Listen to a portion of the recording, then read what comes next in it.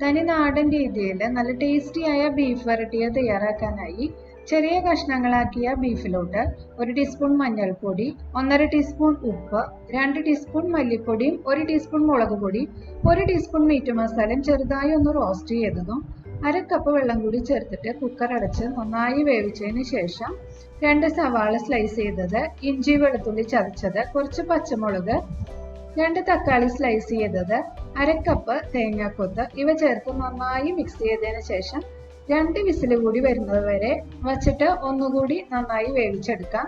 ഇനി വേവിച്ച ബീഫ് ചൂട് കട്ടിയുള്ള ഒരു ഉരുളിയിലോട്ട് മാറ്റി കൊടുക്കാം. ഇനി അതിൽ ആവശ്യത്തിന് കറിവേപ്പില ചേർത്ത് ഗ്രേവി ഒന്ന് തിക്കായി വരുമ്പോൾ 2 ടേബിൾ സ്പൂൺ വെളിച്ചെണ്ണയും അതിൻ്റെ കൂടെ തന്നെ 1 ടേബിൾ സ്പൂൺ ഗരം മസാലയും 2 ടേബിൾ സ്പൂൺ കുരുമുളക് പൊടി കൂടി ചേർത്തിട്ട് നന്നായി വരട്ടിയെടുക്കാം.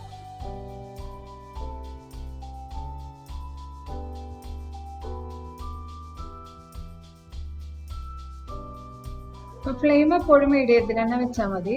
എന്നിട്ട് ഇടയ്ക്കിടയ്ക്ക് ഇതുപോലെ തന്നെ ഇളക്കിക്കൊണ്ടിരിക്കണം.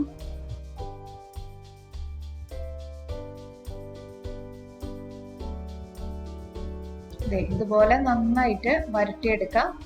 ഇത് പൊറോട്ടയുടെ ഒപ്പവും അപ്പത്തിൻ്റെ ഒപ്പവും ചോറിനോടൊപ്പം ഒക്കെ കഴിക്കാനായിട്ട് നല്ല ടേസ്റ്റിയാണ്.